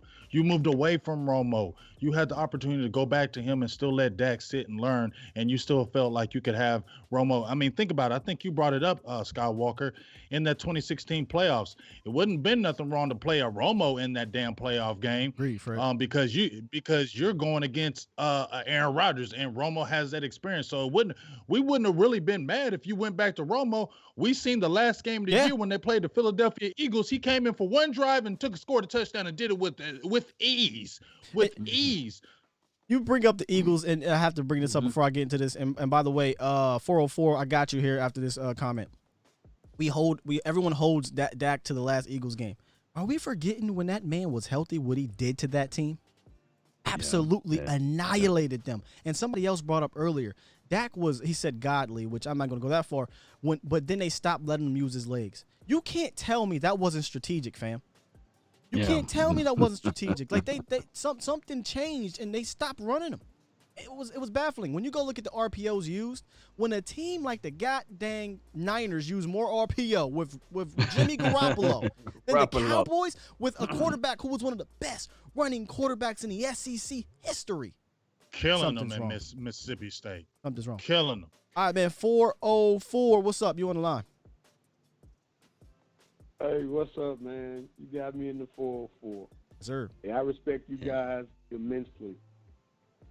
But I think that for the most part, y'all kind of looking at it with the cowboy tinted glasses on. Okay, give it to us. Give it to us. First and foremost, I'm Team Dak. Okay. Big time. Got the jersey. I was at his college graduation just by the look of the draw. My niece graduated from Mississippi State at the same time, so I got to meet him there. Hell State. Solid dude all the way around. I think at the end of the conversation, I will be more on your side of it, but right now, it's almost like the call. You stole my thunder when you said the Philly game, because to me, you gotta win that game. You gotta win that game. Carson Wentz is out there throwing to cats that was pumping gas the week before. One touchdown. You gotta. Our defense was trash. He scored 17. See, you looking at it here again. That's the blue tinted glasses. I'm on your team, bro. Trust me when I say this. I see. But you gotta win that game by hook or by crook. I don't care what happens. Yeah, go ahead, Law. Stay on the phone. Stay on the phone, and I'm gonna let you go. Stay on the phone. I'm gonna say this, and then I'm gonna let you finish your wonderful political. I'm shooting the alley to you, Law. Please, This is what please tell them why they won that game, why the Eagles won that game, and why it wasn't just the quarterback. Please, Law. The first touchdown that Carson Wentz threw, it was on my dog J. Lou to Dallas Goedert. Okay, that was the first touchdown that they threw. The first time that we were able to get to the money zone, green zone, red zone, Ezekiel Elliott was running the rock. We was in a prominent area to score. Ezekiel Elliott tapped his helmet because he was gassed. The first play they did was they gave it to Tony Pollard on a toss sweep to the weak side. Tony Pollard said, "Let me show you guys the basketball move that I've been working on." He put the ball on the ground. We didn't score a touchdown out of that drive. On top of that, we had 5 drops, and I know I'm gonna sound like an apologist. We had 5 drops from our wide receivers. I'm gonna throw in an extra drop from Xavier Woods because Carson Wentz the ball right in his hand, and he said, patty cake, you know what I'm saying? Whatever the rest of it. And Baker's man. Yeah, that's what it is, Baker's man. So I can understand where Dak Prescott should have hit Tavion Austin. I call him Tavion. Yeah. That's what Jerry call him, and that's what Skip Bayless always say when he goes on first take, that Tavon Austin, Big Tay, was wide open. Dak Prescott didn't hit that throw. Remember, he had a bum shoulder, and he didn't practice at all. But this is all sounding like excuses. I mean, it's reasons. Back at everything, I'm kind of glad we lost that game now because we no longer have Coach Red. And now we moved on and we got a Sedarian Lamb and we're finna bring in a new philosophy. But go ahead and break down your wonderful soliloquy. I'm part of that. Right. Can we agree that when as a coach, when you see your quarterback can't practice all week, when you see that your team is struggling, or you got a hobbled Amari Cooper, a hobbled Dak Prescott, and across the board, it's up to you to help them? Do you? I mean, you with us, right? So you agree that the coaching? Hey man, I'm big time with you. I understand everything you just said. All I'm saying is, it's the coulda, woulda, shoulda mentality, and that's not all on Dak. That's why I said at the end of this call, you'll understand I'm closer to your way of thinking. All I'm saying is, I had this argument with a fellow Cowboy fan, a friend of mine, and it's like when we had Brandon Carr, it used to piss me off that it would be 3rd and 3, and Brandon Carr would be 8 yards off the receiver. It's everybody still now. would tell me that was coaching, and everybody says that that's coaching. But for me, if I'm the player, I gotta have enough sense to close the gap and at least stand at 4 yards. So they gotta listen to the coaches. They pay the price, man. You gotta listen to the coaches. Yeah, let me interject on that one.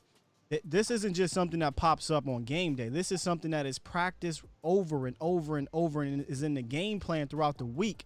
And you gotta understand, if he goes rogue and he misses and that man scores, they're going to come back on Brandon Carr and say you weren't supposed to be there. So it's a hierarchy. You know this, right?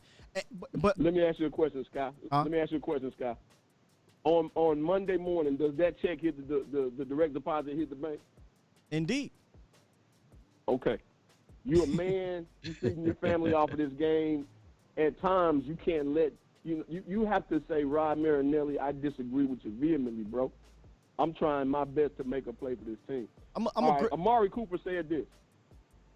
I was watching the NFL breakdown with Baldy, and he was like, I told them they can't throw the comeback on the short side of the field on Darius Slade. Yep. And it's just those moments that I'm like, that's real football talk, because if he's coming back to the huddle, even against the Eagles, I think it was the Eagles, when he was like, hey, man, check out that play. I got this dude beat deep. He said he wouldn't check out the play, but when he came to the line, he looked at the play and realized, oh, yeah, Amari's got trash in front of him. Let me throw it to him. So those are the things that I say, okay, the Cowboys say they aren't sure about Dak.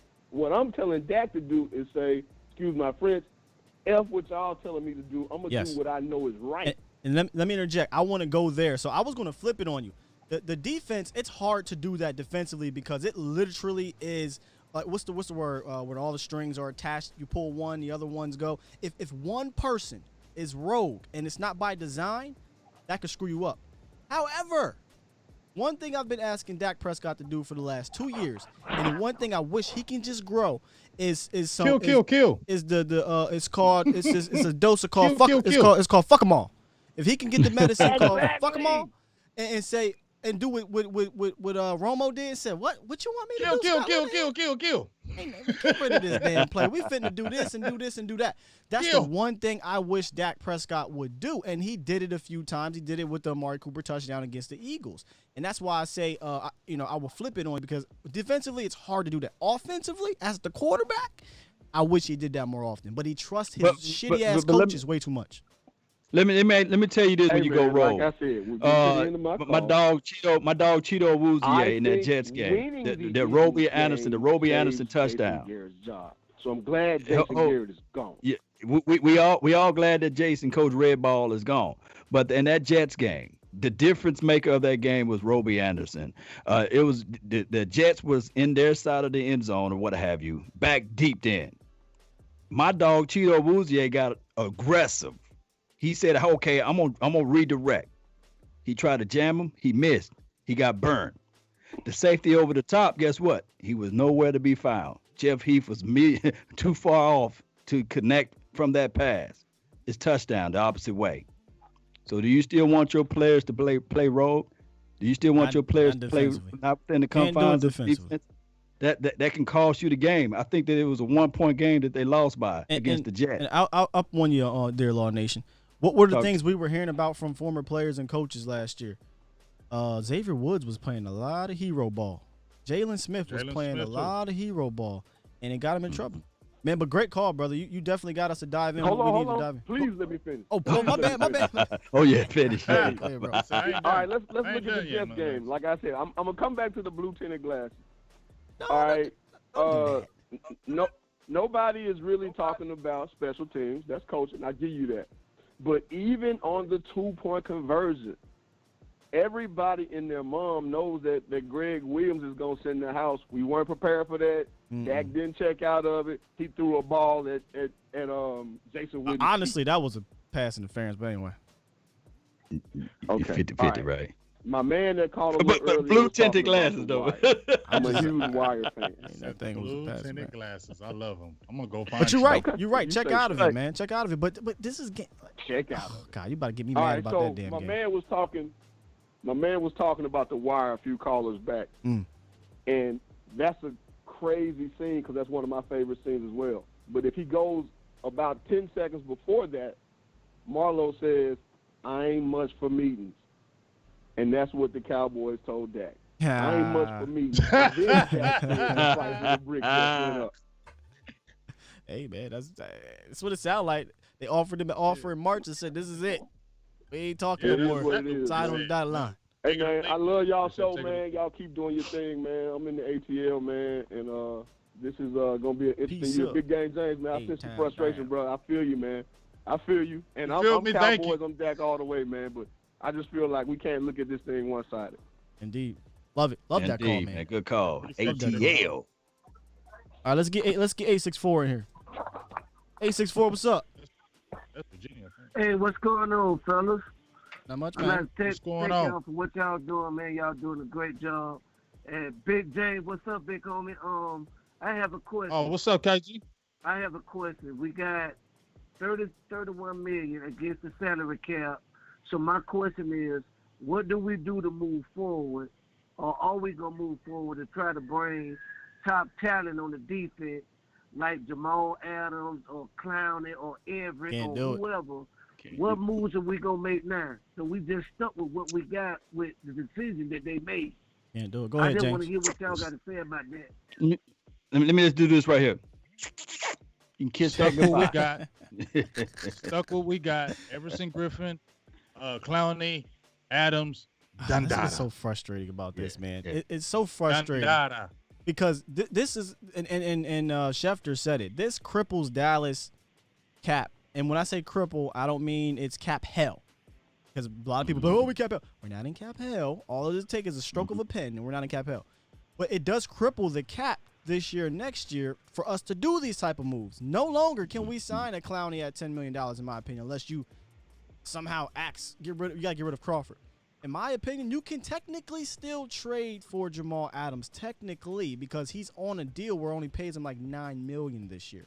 So you can fit him under this year, but moving forward next year, Dak Prescott, if you want to tack him again, is going to cost you $38 million. And I don't know if I would hope a deal gets done, but after this year, who knows? So right now, you can't play around with that unless for whatever reason they do a 180 and say, okay, we know we got Dak for 2020. Now let's go for the jugular and trade for Jamal Adams. And then they just say, see you, Dak, next year. We're going to extend Jamal Adams and roll with another quarterback. But what's your guys' thought? Do you think we can do anything with this $11 million we got when we still got to sign our rookies? Man, $7 million going towards the rookies, right? So Yeah. It's a wrap. we signing our own. We signing our own guy. There you go. Yeah. You can't really do nothing with it, brother. I got one more question. Yep. Go ahead, brother. So the other question I want to ask, how do y'all brothers think what's going through that mind? Now his brother getting on social media, say his dislike for what's going on. Man and already lost his brother, and he feel probably unappreciated due to the fact that this man waited to the last minute to try to sign him, something he should have been done a long time ago. So now we got to think about what this man's mind frame is going to the season. I don't want to know what y'all think about that. I don't think Dak cares about social media. I don't think he really cares. I mean, he even said it. He don't care about none of that. And then about the social media, his brother was trying to say, I ain't about the social media, his brother. Yeah, he do care about. He went on social media. About it. Yeah, but he went on social media and said something about it. I don't think Dak really cares about that. And he got people all in his family, all in his ear, dating back to last year. He did an interview with Dan Patrick where they talked about this. He said, hey, man, I know you got people, how do you feel about your family and this and that? He said they know their place, basically saying we don't really try to discuss all that stuff, man, because his family, to me, it feels near and dear. And, he tries to keep it, his business out of that. Now, his brother's his brother, so he probably brings it up. But is it affecting Dak? Me personally, I don't see it affecting Dak because his brother's upset. Me personally. I don't think it's affecting Dak, but I think that his brother is speaking. I think his brother is speaking on behalf of Dak. I guess you can say it for that. Whoa. So Period. If his brother's speaking on behalf of Dak, you basically saying Dak is gone. No, what I'm saying is that you know how you get frustrated, you get pissed off about something, and your family members can see your passion. And he goes Talk to him. 4 years and then never got a contract or nothing that prove his value as far as his performance them 4 years. That's what I'm talking about. Yeah, I couldn't catch the beginning of that, but I listen. If we know Dak is likely frustrated. Right, that's what I'm trying to say. Yeah. His brother see his frustration. If Dak Prescott was like happy and go lucky and say, yes, I got $31 million headed my way, I think that his brother wouldn't be like, hey, screw the Cowboys. I didn't like them before then, and I had no reason to root for them, and I definitely won't have a reason to root for them next year. That type of stuff. Isn't he happy-go-lucky, though? I mean, he comes off that way in the media. He don't talk bad about the organization or say anything negative about this whole situation. He said, I love the Cowboys. I want to be here forever. I'm going to try my hardest to win the Super Bowl. That comes off happy-go-lucky to me. Well, he is a psychology major. Lucky, but he's just that's the status quo. I feel like that's just the way Dak is. Right. Yeah, this is the way Dak is, but Dak ain't never going to, it just seems like Dak is never going to be that. I mean, he probably may not, we don't know if he didn't like Garrett, but you'll never know because he ain't going to say it. Well, put it like this. Martin Luther King was running down the street saying, nonviolence, nonviolence. And when he got hit with that brick, he probably turned around and told his brother, hey, man, why don't you grab that brother who threw that brick, man, and put him over to the side. I'm tired of getting hit with these bricks. Nonviolence, you know what I'm saying? Nonviolence. he just didn't keep getting hit with the bricks. He had bodyguards, crying out loud. I just had to put that out there for everybody to know. You sounded like him when you said that. We're gonna get these calls in. We're gonna wrap it up here real quick. Nonviolence. You sound like him. He did. Run that back one more again. Say it one more time. None but I can't do it now. Hey, 956. Is this lunatic? Skywalker, how you doing? This is the Lunatic, a.k.a. Ray from Fort Worth, baby. What's going on, my man, lunatic? The lunatic. My dog. Just frustrating. It just cost them a lot more. This makes no business sense. It just costs you more next year if you decide to sign him. I just don't get it. Unless the numbers were way, way apart, and Dak was asking for that reported closer to that $40 million a year, I just don't get it why they couldn't come together. Gregory, I mean, Tank had to say, hey, I'm not going to have surgery until you sign me. Zeke had to hold out. Jalen, they gave him the money. La'el Collins, they gave him the money. Why not your franchise quarterback? Why? It's just frustrating, and it doesn't set a good example. The last two that played on a franchise tag quarterbacks, they didn't play for that team anymore, which was Breeze in San Diego and Cousins with the Redskins. That is a scary And eventually they didn't play with those teams. That's the scary feat. Yeah. That's a scary stat. I mean, to some Cowboys fans, they were like, good riddance with that. They don't think he's that good. But, I mean, if you think it's that easy, just go find a guy like Dak Prescott that's coming here and did what he did, then okay. And you know what else is crazy? The lunatic. You know what else is crazy? Remember Sean Lee? He got big money and he been hurt. If he goes to Jerry and says, this is my quarterback, I think this deal gets done. Is McCarthy also thinking, hey, let me see Dak up close for a year, then we'll make a decision. Is that a possibility? Because, I mean, let's face it, they can still sign it. The price just went up. And just like he wanted a four-year deal right now because he wanted to get that other big payday, guess what? Next year he's going to say, hey, now I want a 3-year deal. Just like Deshaun Watson's looking at and saying, hey, because I know in 3 years and 4 years, when that extra income gets in here, we can renegotiate and get that bigger payday. But I just want to know about McCarthy. How much did he go to bat for Dak? Or is he content with, let me get him in my system for a year, then I'll make an evaluation? I don't think McCarthy has anything to do with the contract. I'm pretty sure he said this is the guy I want. I don't think he takes the job if Andy Dalton's the quarterback. I think hell no. I do agree. I do agree, but it just made it more difficult. It does not make any business sense, but it's still doable. The percentages just went down, but it's still doable to sign Dak. We just have to wait one more year. And again, it's going to get more expensive because we just gave him a whole lot of weapons. He is going to put up numbers. He is going to show that he is a top 5 quarterback. And now, next year, same thing. He's going to go, hey, look, I proved it again. Give me my contract. Indeed, brother. All right, man, let me get to this. I don't trust Dallas. Let me get to these they callers, keep bro. moving the goalposts. Have a great one, I don't trust Dallas no more on nothing. I agree. I don't trust them. So you know, coming into this year, I'm thinking, okay, they cave just like they always cave. So they're going to cave. And they didn't do it, so I don't trust I don't know. nothing. Next year, when you ask me, what do you think is going to happen? Listen, bro. No, I don't know. I don't know. they make no sense. I mean, they literally make no sense. Oh, you sign your linebacker, you sign the running back a couple years before you need to, and then this contract does not help you. This does not help you at all on the cap. So it's all just contradicting to me. And you know what? We got to we're team save cap space, but this is not saving cap space. And he's a good goddamn quarterback. So whatever, man. 469 for your mind. What's up? Yeah. Texas. 469. I think he behind a little bit. Yeah. I hear him in the background. Yeah. All right, maybe we'll come back to 469. 205, and then we'll go back to 469. We're gonna wrap it up. 205, what's up? What's up, man? Hey! Oh! Hey! Ho! What's going on, my Three Kings night? What's going on, brother? What's going on? It is the man saying Three Kings. Uncle What's going Charles. on? Let me say this, man. This is bad for the organization. I said this 2 weeks ago. Let me tell you something, man. This is about as bad, man. Let me tell you something, man. I was a foundry worker for 16 years, man. They charged me 16 hours on my job. overtime hours. I said, look, man, I need my money. Well, maybe we ain't going to pay you the next week. I said, let me tell you something, man. I got a little baby girl at home. She got to eat. She got to have clothes on. And I got a wife, every time we get close to payday, her purse on the kitchen table, and I shine like a dead headlight.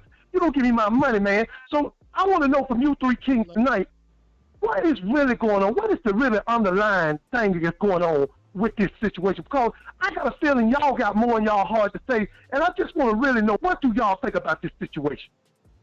I think this team, this franchise has done a complete 180 from the Jerry Jones era, where he was mostly signing the guys where he was overvaluing everyone, where he was paying ridiculous contracts to the Miles Austins, the Marion Barbers, the Jay Ratliffs, the Ken Hamlins, the Roy Williams. I can keep going. the other Roy Williams. Like he was just doing the extreme most, and it wasn't working that well.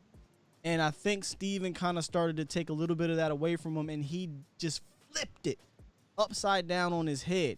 Again, a gift and a curse, right, James? We talk about this a lot. I think he flipped it. But I think in this instance, to me, I don't know if it's because of the contracts of D-Law and the contracts of Zeke and having to fight for it and holding out for it, that he said, I am not budging this time. To me, it feels like he's ultra cheap. He just seems like a cheap dad. And no offense to that, because I can be like that. But he seems like that. What's the dad from Everybody Hates Chris? That is Steven Jones right now. Terry Crews. Exactly. He don't want to, for whatever reason, he doesn't want to pay the most important position that is a young up-and-coming rising guy. Pretty much, just sign a check at this point, because in 2 or 3 years, guys, whatever he signs is not going to be top 2, 3, 4, 5 money. Can we all agree on this one thing, though? See, this is what I'm talking about. For me to see Big Game James on the TV tonight, to be as passionate as he is, and it really takes a lot to kind of get his feathers ruffled. But tonight, I saw something different in his eyes tonight. He turned into Mike Tyson tonight, and I really appreciate that, because he understands that this is not right. Let me tell y'all something, man. Every time I get frustrated, I go lift weights. I do 10 sets. This guy regularly telling me, push again. Come on, push one more time. I said, man, give me one more. No, you give me one more. Man, I'm tired. I want some water. So I want to say this in closing. Let me tell y'all something. I love what he said. When you work hard for your money, you deserve your money. You deserve to get paid. And like my dad always tell me, son, I want you to go out there, cut that grass, and when you get through, cut it back. And that's the damn deal. So I like to say, you three kings, I love y'all, man. I appreciate for y'all letting me come on, bro. I appreciate you, man. We appreciate you, Unc. We love you. Yes, sir. Yes, sir. Indeed, man. Man. I wish I could get to the rest of y'all, man, but your boy got to get going here soon, man. Yeah, man. I feel you, Unc. I feel you. Can I say just one thing, and then I'm gonna be done? I'm just gonna listen to y'all. I'm just gonna say it again. Can we really say that if they signed this contract with Dak Prescott, it was gonna cripple the damn cap? No, it wasn't gonna cripple the damn cap. So there ain't no damn excuses for what happened today. I'm gonna tell you right now, Dak ain't perfect. I don't think Dak is great right now. I think he's very good, but he can be great. And all I'm gonna say is, if you did this under Garrett and you weren't supposed to play, you was a third string quarterback. You was not supposed to do this, and you played above your contract. What do these players say? You know what? Remember when we would see it'd be like 2 years left on their contract, and they say, I want to renegotiate. You know why? Because I outplayed my contract.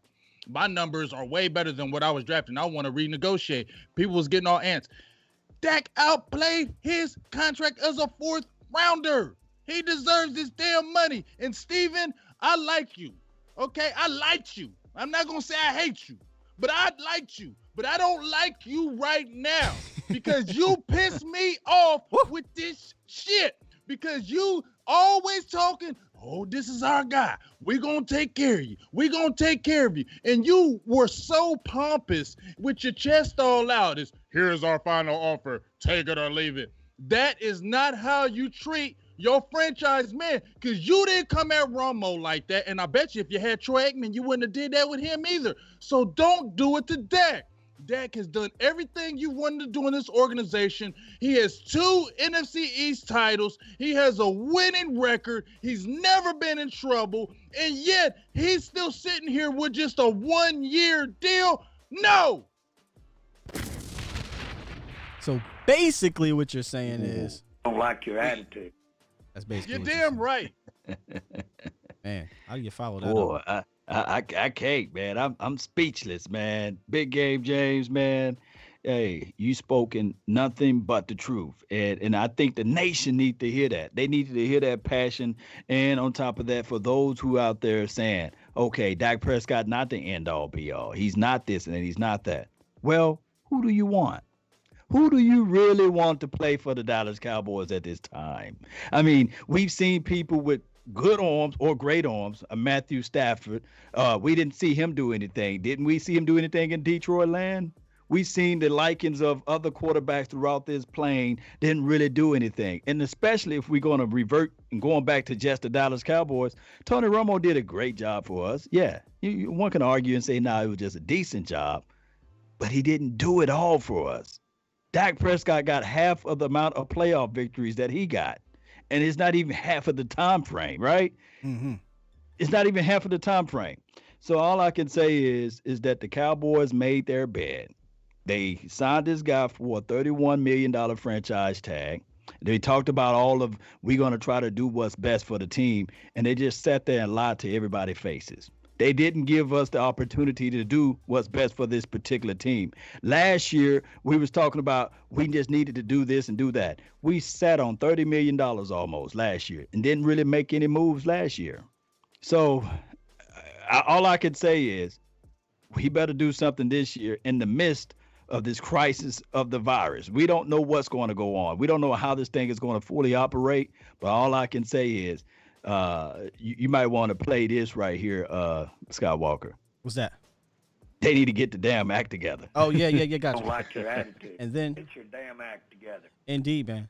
Indeed. Yes, indeed. That was my closing argument right there. Yeah, I couldn't match Big Game James Thunder though. No, man. Try.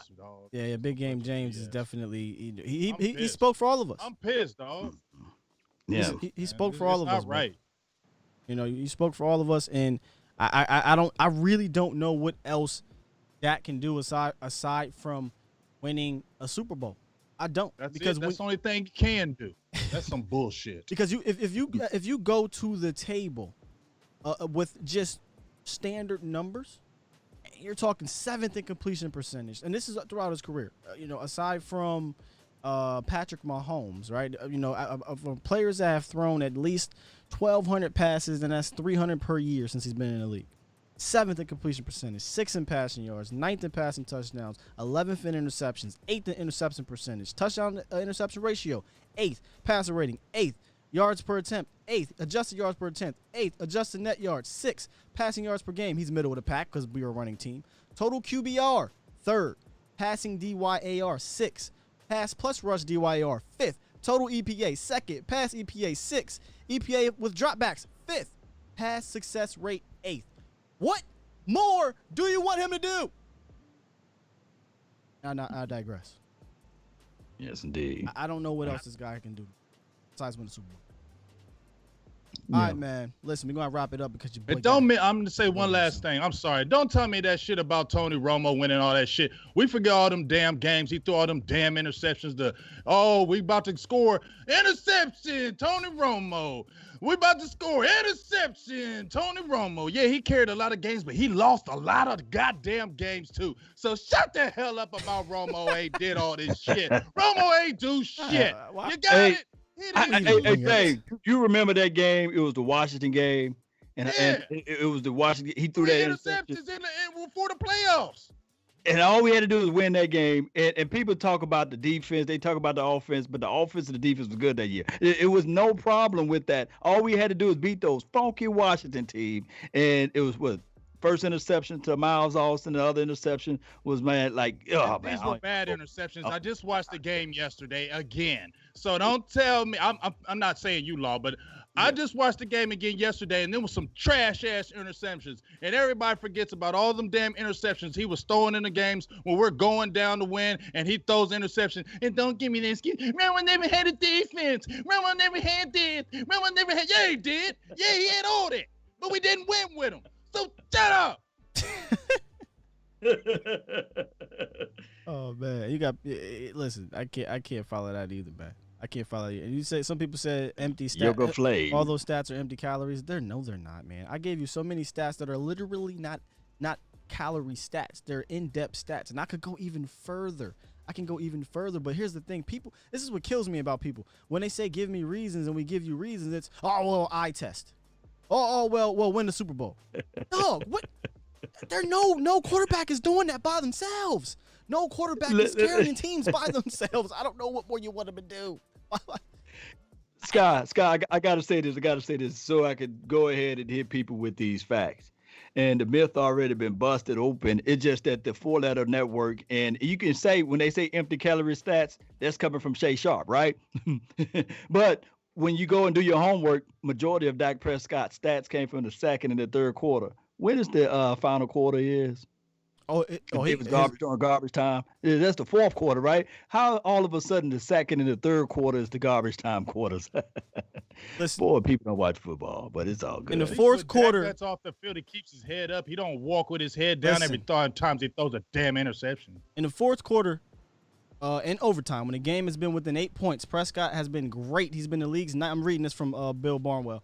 He has been the league's 9th best passer rating at 104, 3rd best QBR at 79. And when the game is late and within one score, neither Goff or Wentz can compare. Goff ranks 26th in passer rating, Wentz in 29th in QBR.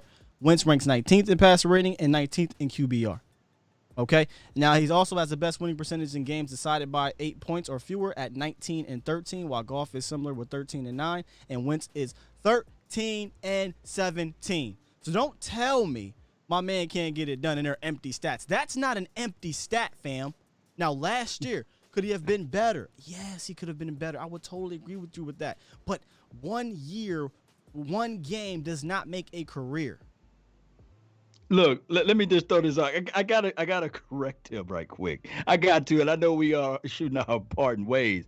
But Michael Campbell said stats. So Jameis Winston had more stats and better stats than Dak Prescott, and it's all about stats, but versus results. But people fail to realize how many interceptions that Jameis and Winston had. Man, the only thing Jameis Winston, bro, you just a Dak hater, bro. You're just a Dak hater.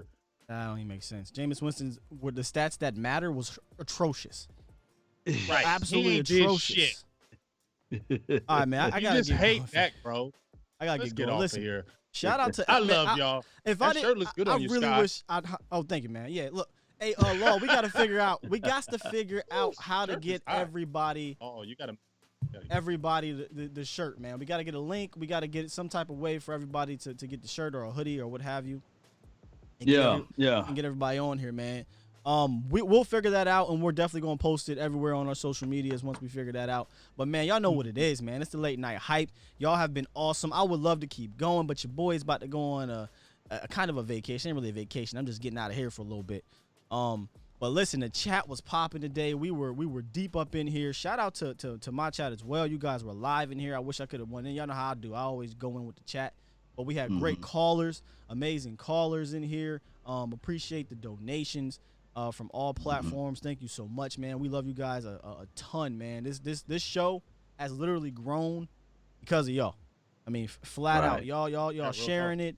Y'all on Twitter going ham about it. My man KMT is not letting up on Dez Bryant. Put his feet to the fire. Hey, when we said he wasn't giving up, that's day 56. Listen, Eagles landed. Dak fans, which is silly, man. I'm a Cowboy fan that has a good quarterback, so he says we're pissed off, whatever, and get his deal. I can care. It's not even about not getting the deal, man. It's about people saying, listen, dumb shit about the quarterback. Right. They don't understand that it hurts the Cowboys more. And if you disagree on Dak stuff, that's cool, but don't come out with the dumb stuff. That's all. If you think Dak is not the franchise quarterback, then tell me why. I said this on my last show. Give me reasons why. I had a conversation with Steven Stevens. He kind of gave me some reasons. Didn't really give me all the reasons, but we talked it out. Tell me why you don't believe in Dak Prescott. Don't just say Dak sucks. He shucks. Because last year, because he didn't beat the Eagles last year, and because I don't study nothing about Dak Prescott, I looked at what 17 other people said about him being 1-6. 1-6, 1-7. I just heard everybody else said it. They said my man Vach put in that work over there at Bad Dog. Good, man. Because I know Law was on there. Vach was on there. I told Bad Dog, hit me up, man. I love to chop it up with you. Because I'm going to be on the NFC East podcast with my guy, Entertainer Talking Sports. He's a Giants fan, so I can't wait for that because you know these NFC East bloggers, they like to talk a lot of shit, too. We got to put them in their place. So I can't wait to go watch Vach. I know he went in on him, so I'm definitely going to go over there and watch that, brother. Bro, appreciate you holding it down for Cowboys Nation, Vach, man. Appreciate you. Yeah, man, any salutes out here? We about to head on out. Yes, man. Thank those who subscribe. Thank those who follow, man. Thank those who share. And you get a little Share King crown over there on the Facebook. So I really appreciate those sharers over there. Let's continue to grind. The information for the T-shirts will be out there. Don't forget to hit that like button, share this situation, and tell a friend, neighbor, foe where to go when they want to tune in to Cowboy Sports Talk and Beyond. Indeed, man. Indeed. Appreciate y'all. And what they listening to? Nothing but the best. Yes, sir. Hey, man, y'all enjoy the rest of y'all week. Next week, Patrick Walker. You know he going to have a lot of stuff to say about this. And he give you the real. We appreciate y'all, man. Y'all have a good week. Continue to support, subscribe, all that good stuff. Shout out to you. Peace.